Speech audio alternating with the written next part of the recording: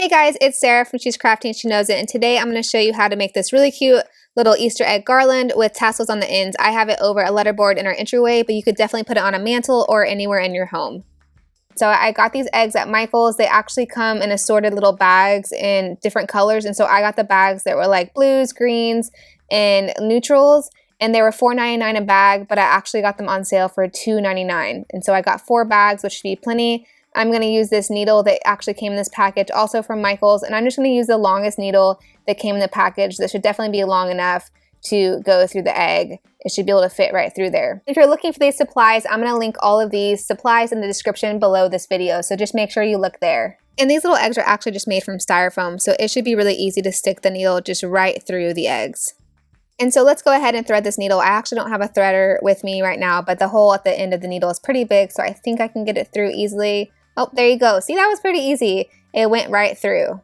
So you just want to make sure that you have a really sturdy thread. I got a really sturdy thread that's for sewing, and you want to make sure that the tail is plenty long on your thread that you've pulled through, so that way it doesn't come undone as you're sticking it through the eggs. I also have a thimble in case I need it to help push the needle through the eggs. We'll just see if I need it, I guess.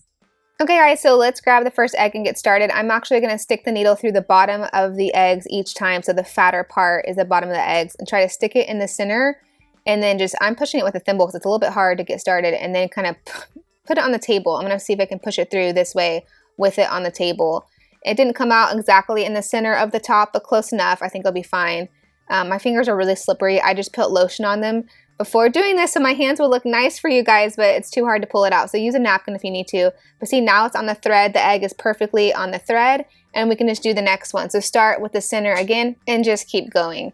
So guys, the important thing here is to not stab yourself in the hand. So I told you in my last video that I cut through my pointer finger on my left hand. You can see it. I'm sorry. I'm trying to use it the best I can. It's having a hard time bending, but that was a month ago.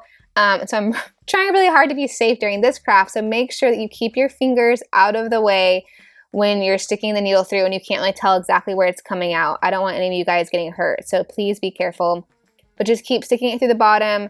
I'm kind of pushing it through with the table again because it's easier. Sometimes the styrofoam will come out of the egg like that and get stuck. Just pull it off. And like I said, keep using a paper towel or a napkin if you need a little bit more grip on the needle to pull it all the way through. Sometimes they get stuck a little bit in there, and it's, you know, the needle alone is slippery even if your hands are dry, and it's hard to pull it through. So we're just going to keep doing this. I'm going to speed it up so that you guys don't have to watch 20 minutes of me threading Easter eggs, but just keep going. I didn't really do any specific kind of order because there actually were less blue eggs in all the bags. There was green more than any other color, and so I'm throwing a lot of green kind of in there to use all the eggs. And so just keep going little by little, and like I said, try your best to get it to come up the center of the top of the egg. If it's a little bit to the side, it's not going to be a big deal and nobody's going to notice because they're going to be strung all together. If it comes out and it's really to the side and you get it on there and it kind of looks like a little bit funky, or the egg that you thread after it won't sit perfectly and they're sitting weird, just take it off and redo it. Stick the needle through there again. Nobody's going to notice the tiny little hole from where the needle came through the first time. So if you put the needle through the egg and it makes a weird hole in a weird spot, don't feel like you can't use the egg. Just keep going. Okay, so I think this is a really good stopping point. It's plenty long. I have my twine here and I'm gonna make tassels for the ends of the garland. So you start with it on your hand. I'm holding it with my thumb up there at the top of my hand. You want your hand spread out for a bigger tassel, not scrunched together. So spread your fingers out to make your hand a little bit wider, and I'm gonna go around 20 times around my hand to make the tassel. So just keep wrapping the twine around until you count 20 times. And then you're just gonna slide the twine right off your hand like that and hold the loops and cut the end of the twine. And now you can set the loops down on the table. So here's all the loops for the tassel. We're gonna cut another piece, plenty long. You can do it anywhere from 18 to 24 inches, and we're gonna lay this piece underneath the loops. So this is how we're making the tassel. So lay the piece down, you're gonna set the loops on top of that piece. And here's the important part. We want that piece not to be in the center of the loops, but more towards the top. This is kind of binding off the top little part of a tassel, and then the rest of it hangs down with the fringe. So you're doing this more like the top quarter of the loop. So slide it up if you need to when you start doing it. And we're just gonna do that and tie a tight little knot up there. And like I said, if you need to move it up or down to get it in the exact right spot, do that. Tie your little knot. Sorry guys, I'm trying the best to use my finger, but it's just having a hard time bending. Okay, now wrap the extra string, the twine around. I just do this, it makes a really cute chunky little tassel when you wrap all the extra around. You don't have to, I just prefer to wrap it and make it really chunky looking. So wrap all the little extra around, and then we're gonna tie it off in one more knot.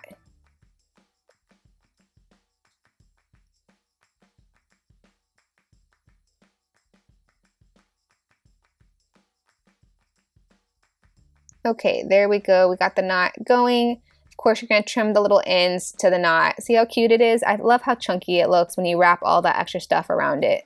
So once it's tied off really well, cut the little ends like that. Okay, and now we have all the loops at the end. All we're going to do is stick the scissors right through those loops and cut them. So now they're not loops anymore, and it's all the little frayed, fringy part of the tassel. If any of yours are different lengths, which mine appear to be different lengths, cut off the ends and make them all even, just like that. This is making a big mess. It's kind of a messy little craft, but it's so much fun. Okay, so see, now you see this twine actually has like little leafy, like it's very naturey. So if it has like little leafy parts stuck to it, you can pull them off. If it doesn't bother you, just leave it. It'll depend on what kind of twine you have. We're gonna make 2 of them. So one more time, hold it with your thumb. Don't have a closed hand, but spread it out and wrap it around 20 times and take it off. And we're going to do the whole thing again. Make your second little tassel, tie a knot, and then you're going to wrap the extras around the top part to make it really cute and chunky again. And tie that off, and then we're going to cut the loops at the bottom just like we did last time to have the little fringe part. And there you go. Now we've made 2 tassels. Tassels are so fun to make and so quick and easy. I love making tassels for any project that I can throw them on. Okay, so now here's our 2 tassels. Okay, so now we have to attach the tassels to the end of the garland. So I'm going to get the needle back with the thread. So thread the needle again at the end of the garland. Get it through, and we're going to use the needle and thread to attach the first tassel. So go ahead and get the tassel, and you're going to stick the needle through the loops at the closed end right there, all the way through. If you're really special at this, you can do it without a needle. The needle is so much easier to me to stick a tiny little thread through all of that twine. And then all you're going to do is just tie it off in a knot right there at the end of the garland. So since this is the first tassel, it's pretty easy to tie the knot. You don't need the needle to do it or anything. You have plenty of extra wiggle room to do it. So I'm just going to tie a knot or 2 to make sure the tassel is really secured, at least on this first end.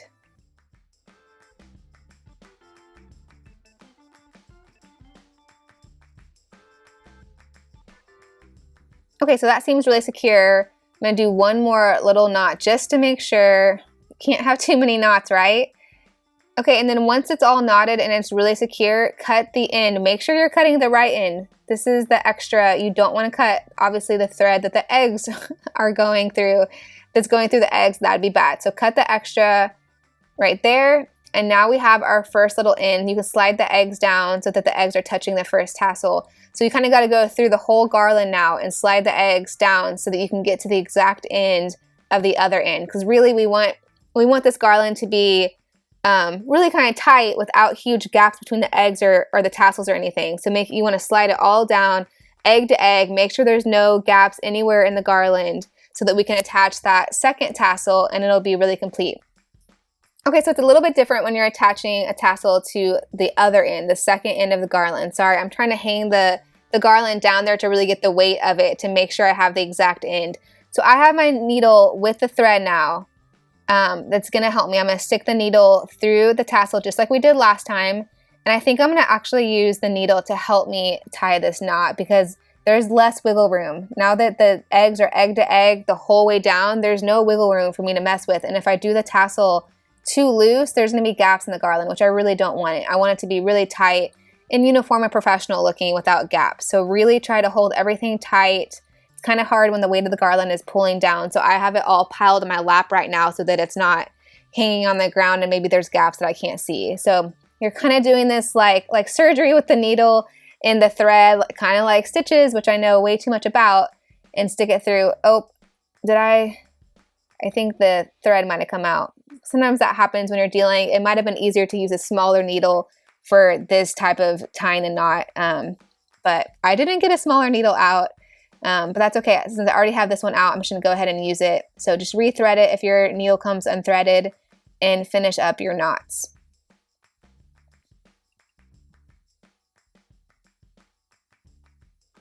Okay guys, I think that's it. Go ahead and cut the extra. Make sure you're cutting the right one again. That would be devastating to cut the wrong one at this point in the craft. And so, like I said, I didn't use all the eggs. I wanted to make sure it was a good length. And 4 bags was a little bit more than I needed for where I wanted to put it. But like I said, this is something great you can do with anything. You could do it with styrofoam, like little lemons, and do something really springy and bright. You can do felt balls or pom-poms, but you can use the same idea with so many different little items to make a really cute festive garland. I'm cleaning off the table because this created little styrofoam and twine pieces everywhere. So let me pile this whole thing up here so you can really see how cute it is, guys. This was a less than 30-minute project, and since I got the eggs on sale, I ended up spending about $12 on the eggs, and then I already had the twine and thread, so I got the needles. So this was under $15 to make this really cute little garland that I love, and it's gonna be something that I'm gonna keep for a long time. And don't forget that if you're looking for the supplies, I actually have a link to my blog in the description below this video, and all of the supplies are linked there, and that way you can find whatever you want and shop online if you want to. So I actually have this little Easter egg garland over my letterboard like I showed you in the very beginning of the video, and I love it right here. This is such a festive little corner. This is the entryway of our home, and I just love it. So like I said earlier, you can use lemons or pom-poms or felt balls or whatever to make a super festive little area in your home. And I love this area because I change it out with every holiday and just make it look cute and fun as different holidays and seasons come. So I hope you like this video. If you do, please give it a big thumbs up and make sure to subscribe for more videos. I'll see you next time. Bye guys.